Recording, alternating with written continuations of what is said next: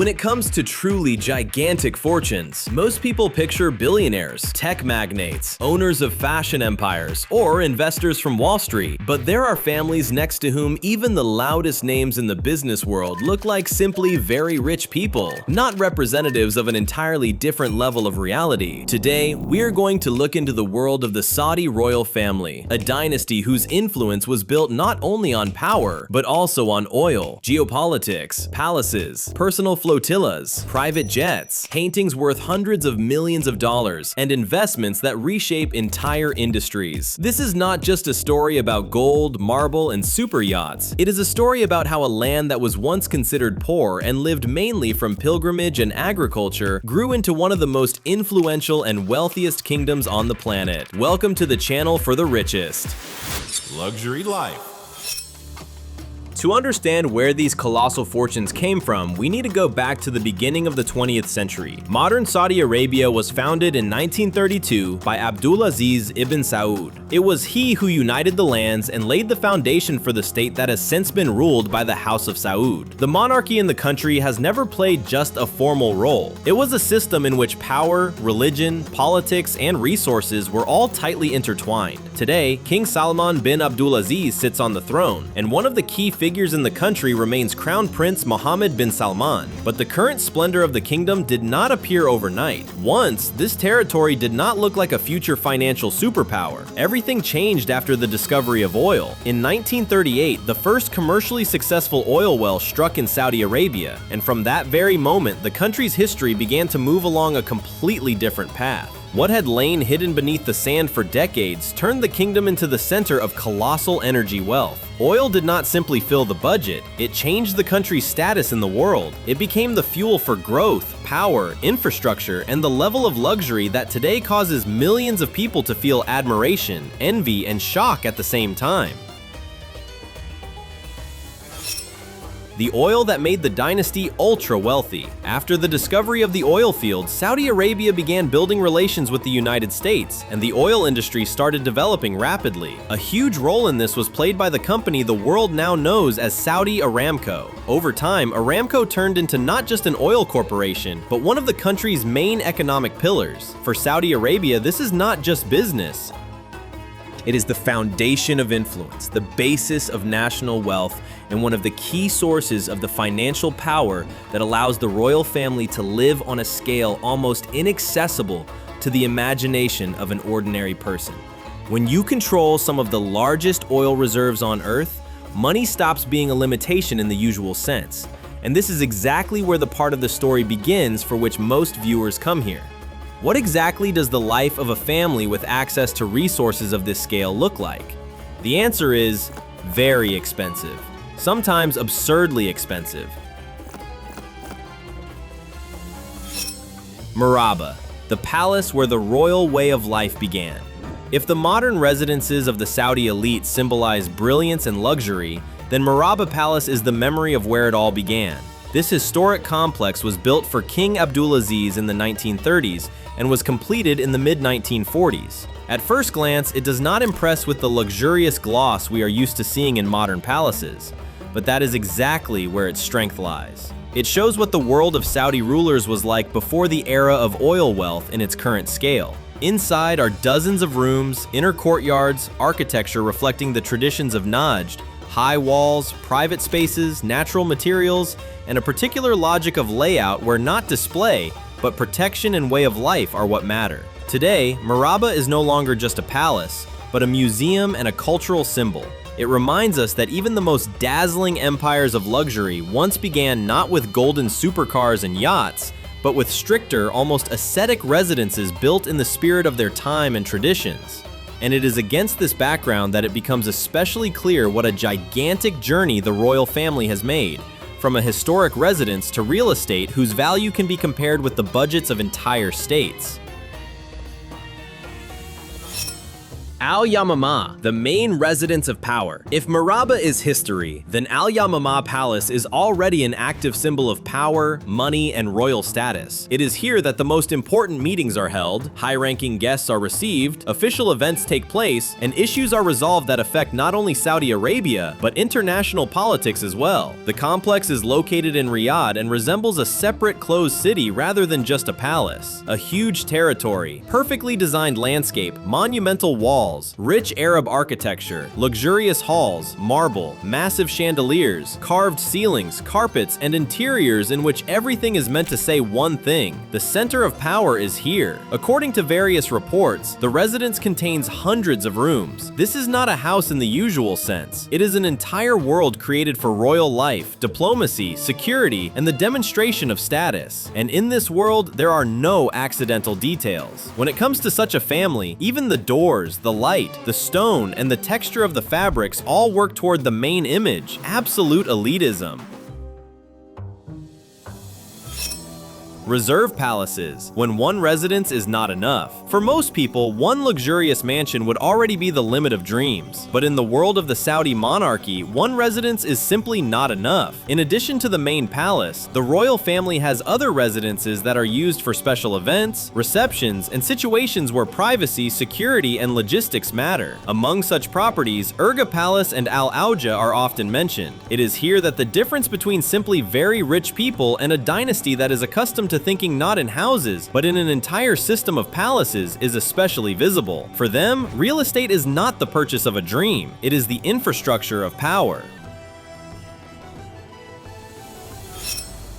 The most expensive house in the world. Sometimes wealth stops looking like prosperity and begins to look like a challenge to reality. One of the loudest examples was Chateau Louis XIV in France, a residence many call the most expensive house in the world. When the mansion was acquired in 2015 for around $300 million, the identity of the buyer was initially kept secret. Later, the media began linking the property to Crown Prince Mohammed bin Salman. And there really is something to see here. This is not just a rich house. It is an architectural statement. On the grounds, there are symmetrical gardens, decorative fountains, labyrinths, sculptures, private leisure areas, utility buildings, and an atmosphere as if you had arrived not at a private residence, but at an updated royal fairy tale assembled in a modern form. Inside, there are gilded details, rare materials, marble, carvings, works of art, complex engineering systems controlled from a smartphone, a movie theater, a swimming pool, a ballroom, a wine cellar, underground entertainment zones, and an interior designed as if the goal was not just to impress guests, but to erase from them any sense of an ordinary scale. And this is where the most interesting part begins. For a huge number of people, a property like this would become the pinnacle of life. But for the ultra-wealthy members of the royal family, this is only one item in a long list of possessions.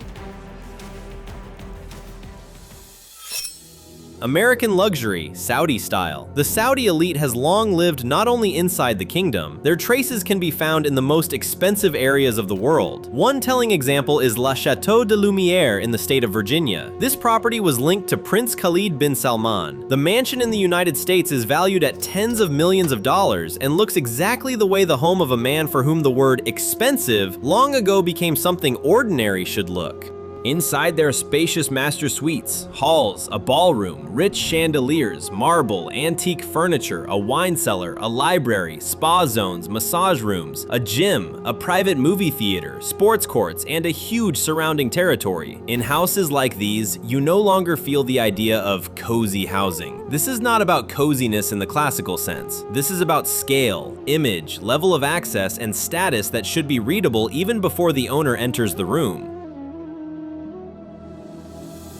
Prince Al-Walid's palace, 420 rooms and a world of its own inside. If there is a man especially firmly associated with luxury within the Saudi elite, it is Prince Al-Walid bin Talal. His residence in Riyadh is no longer just a palace, but an entire separate universe where luxury is not measured out but pours over the edge. According to reports, the complex has around 420 rooms, and that is already the number after which most viewers stop perceiving the property as a house. Marble floors, rich finishing, expensive fabrics, parks, enormous halls, swimming pools, artificial ponds, lush greenery, spaces for receptions, and a kitchen capable of serving thousands of guests. Yes, thousands. This detail is especially telling. When your kitchen is designed not for a family, but for the scale of a grand palace event, it becomes obvious. A man lives here who exists in a different social dimension. An Italian castle for a prince. But the matter is not limited to Middle Eastern luxury alone. The traces of Saudi wealth also stretch into Europe. Prince Al-Walid also acquired Castello di Castagneto Po in Italy. This is historic real estate with its own atmosphere, a large territory, and a vividly expressed aristocratic spirit. What is especially interesting about such purchases is that for Saudi princes, luxury is not only something new, shiny, and technological, it is also something ancient, cultural, rare, and status-defining. Ancient frescoes, artistic finishing, a historical aura, dozens of rooms, and vast lands around it. All of this makes such a purchase not just expensive, but symbolic. This is no longer spending for the sake of comfort. It is the appropriation of history, aesthetics, and the European aristocratic code. Super yachts, when leisure looks like a floating kingdom. Now we move to the part where luxury becomes especially spectacular, the yachts. Because if you have palaces on land, sooner or later you are going to need palaces on water as well. One of the most famous yachts of the Saudi royal family is considered to be Prince Abdulaziz. At one time, it was even considered the largest yacht in the world. This is not just a beautiful vessel for leisure, it is a symbol of the status of an entire era. Enormous dimensions, expensive finishing, dozens of guests, a large crew, and tens of millions of dollars spent on maintenance alone. And that, perhaps, is the whole essence of the world of the ultra-rich. For an ordinary person, a huge yacht is already fantasy. For an ultra-wealthy dynasty, fantasy begins where the annual maintenance of a yacht costs the equivalent of a fortune for a lifetime. Kingdom 5KR, a yacht with a loud history.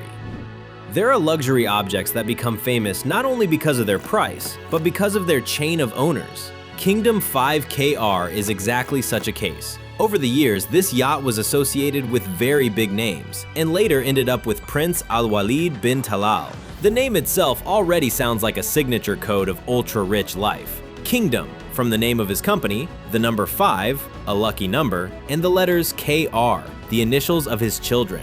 But the most important thing here is not even the name, but the very logic of ownership. For representatives of this level, a yacht is not an extravagant toy, but a natural continuation of their way of life. Here, they can conduct negotiations, relax, receive guests, travel with complete privacy, and remain independent from the infrastructure on shore. In fact, this is a moving palace. Pegasus and Serene, when money buys not just a yacht, but a sense of awe. Mohammed bin Salman is also more than serious when it comes to yachts. Among the most discussed objects are Pegasus and especially Serene. The latter has long become almost legendary in the world of super yachts. A huge vessel valued at hundreds of millions of dollars, luxurious suites, leisure zones, a spa, a beauty salon, jacuzzis, elevators, technical systems, satellite communication, perfect comfort, and the feeling that you are not on a yacht but in a floating 5-star palace of the future. According to rumors and press reports, the yacht impressed the Crown Prince so much that he wanted to acquire it almost immediately. And this too is a very telling detail. In the world of the ultra-rich, decisions are sometimes made at the speed with which an ordinary person chooses a coffee, except that the price is not $5, but hundreds of millions. It is exactly such details that make their lifestyle so fascinating. Here, desires too often turn into purchases without any noticeable pause between "I want" and "I will take it." Royal skies, aircraft for those who are not used to waiting. But yachts are only half the story, because the truly global elite must move equally luxuriously both on water and through the air. Members of the Saudi royal family have access to an impressive fleet of private aircraft, And at some point, conversations about luxury reached an even more absurd level, when people began talking about plans to convert an Airbus A380 into a flying palace. This giant among passenger aircraft already looks like a symbol of scale on its own. But the idea of turning it into an ultra-exclusive personal airspace with a garage for a Rolls-Royce, a Turkish bath, luxurious suites, a huge conference hall, a prayer room, and other incredible elements sounded almost like science fiction. Such a project could have cost colossal money, and although it was never realized in the form in which it was described, the very fact that something like this was seriously discussed says a great deal. In the world of the Saudi elite, luxury often begins where pure impossibility begins for others. Private jets as the norm. Even without this grandiose project, the aircraft fleet of the Saudi nobility remains impressive. Different members of the family are said to own Boeing aircraft, Airbus aircraft, business jets, and other airliners whose interiors are usually hidden from the public, but are almost certainly finished to the highest possible standard. For such people, a private aircraft is not a whim. It is a tool of speed, freedom, security, and status. The ability to depart when you need to, without lines, terminals, and other people's schedules, that is no longer just comfort. It is a privilege of a different class of life. Golden supercars, when people should notice you from space. If yachts and airplanes embody closed luxury, then the cars of some Saudi princes are already demonstrative wealth without any attempt to be modest. Prince Turki bin Abdullah became especially famous, often linked to a collection of golden supercars: Lamborghini, Bentley, Rolls-Royce, Mercedes G-Class, Range Rover, Bugatti, Ferrari, Porsche, and all of it designed so that the cars would not simply drive down the street, but literally scream about the owner's status. Here, the principle "wealth loves silence" no longer works. Here, the principle is different. If you can turn the street into your personal display of luxury, why would you not do it? Collections like these go viral not only because of the price, they go viral because they look like visual proof of a world in which money long ago stopped being a means and turned into an instrument of self-expression. Collections even billionaires dream about. Another vivid example is Prince Badr bin Mohammed bin Farhan Al Saud. His name has also appeared next to incredibly rare cars, including limited Bugattis and other supercars that remain nearly inaccessible even among very wealthy people. And this is where it is important to understand. In this environment, it is no longer only about price. Real luxury at this level is rarity. It is the ability to buy what almost no one else can buy, not because they do not have enough money, but because there are simply very few such things. When your garage contains cars worth millions and tens of millions of dollars, they are no longer transportation. They are collectible trophies. They are a personal museum of speed, status, and exclusivity. A painting for $450 million. But the luxury of the Saudi elite is not limited to palaces, yachts, and cars. Sometimes it crosses into the world of art and sets records there as well. One of the loudest purchases of recent years was the painting Salvator Mundi, which was sold for around $450 million. That made it one of the most expensive art purchases in history. The painting was linked to Mohammed bin Salman, and an enormous wave of interest immediately flared up around the deal. First, because of the price itself, second, because of the disputes surrounding its authorship, and third, because of the symbolism. Because buying a work of art for such money is no longer just collecting, it is a global statement. You are literally telling the world, we can own not only resources, companies, clubs, and mega projects, we can also own a part of humanity's cultural myth. And that is exactly why such acquisitions always cause such resonance. This is not merely about taste, this is about demonstrating scale. Al-Walid bin Talal, a billionaire inside the royal family. Prince Al-Walid bin Talal deserves separate attention, one of the most famous business figures not only in Saudi Arabia, but in the entire Middle East. This is a man who managed to become a symbol not merely of inherited wealth, but of active play on the global investment field. For decades, his name has been associated with major stakes, international brands, hotel chains, media, technology, and companies from a wide variety of sectors. What is especially interesting in his story is that it shows a another side of royal luxury, not only to spend, but also to multiply, not only to own palaces, but to own equity in global businesses, not only to make an impression, but to earn even more. Figures like him help us understand that part of the royal family's wealth is not merely inherited oil, it is also strategic participation in the global economy. Aramco and PIF, not just money, but a machine of influence. And this is where we come to the largest level of the story. Because if palaces, yachts, and airplanes are visible luxury, then the real power of the dynasty is in many ways hidden in numbers, companies, funds, and investments. Saudi Aramco has long been seen as one of the most important energy giants in the world, but alongside it, the Public Investment Fund of Saudi Arabia also plays an enormous role. It is through this fund that the kingdom actively invests in technology, automobiles, sport, infrastructure, and international projects. Such funds no longer function like the wallets of rich people, but like instruments for reshaping the future. When you invest in the automotive industry, digital platforms, global brands, entertainment, tourism, real estate, and sport, you are not just buying assets, you are buying influence over tomorrow.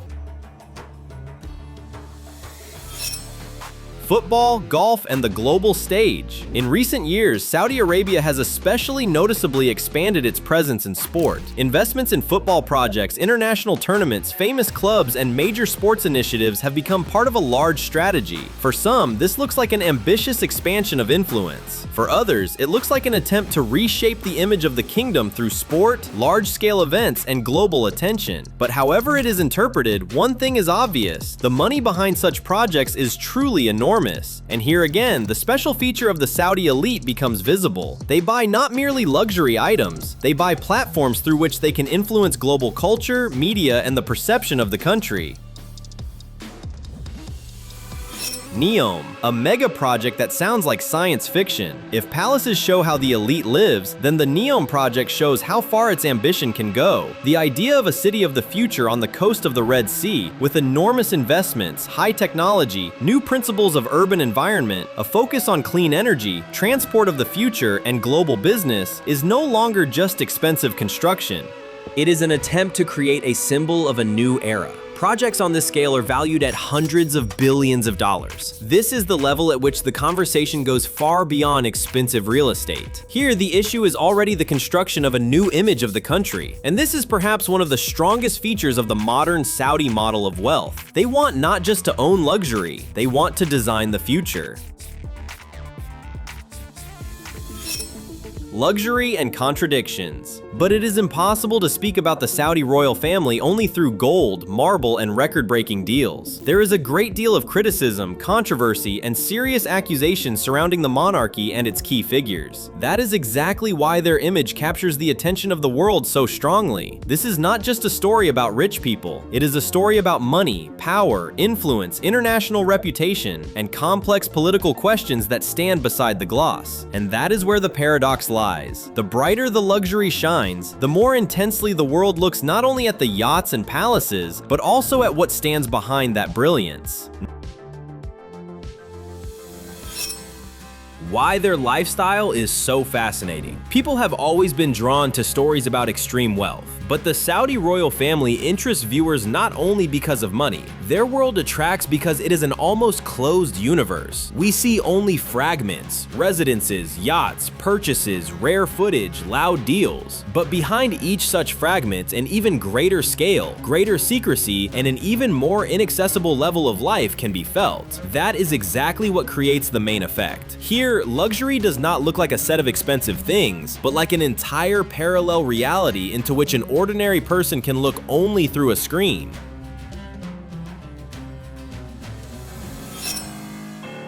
The story of the Saudi royal family is the story of a dynasty that turned natural resources into colossal influence, and influence into one of the most expensive and impressive lifestyles on the planet. For millions of people, all of this seems like fantasy. For the Saudi elite, it is simply a level below which they have not descended for a very long time. And perhaps that is exactly why the world continues to look at them with that same mixed feeling in which there is admiration, shock, and curiosity. Because stories like these allow us, at least for a few minutes to look into a place where wealth long ago stopped being simply wealth and turned into a separate civilization. Write comments, leave likes, and subscribe to the channel for the richest. Here it is all about luxury, expensive things, and the lives of the most influential people on the planet. Be sure to watch the previous episodes. They will amaze you 100%. Thank you for watching.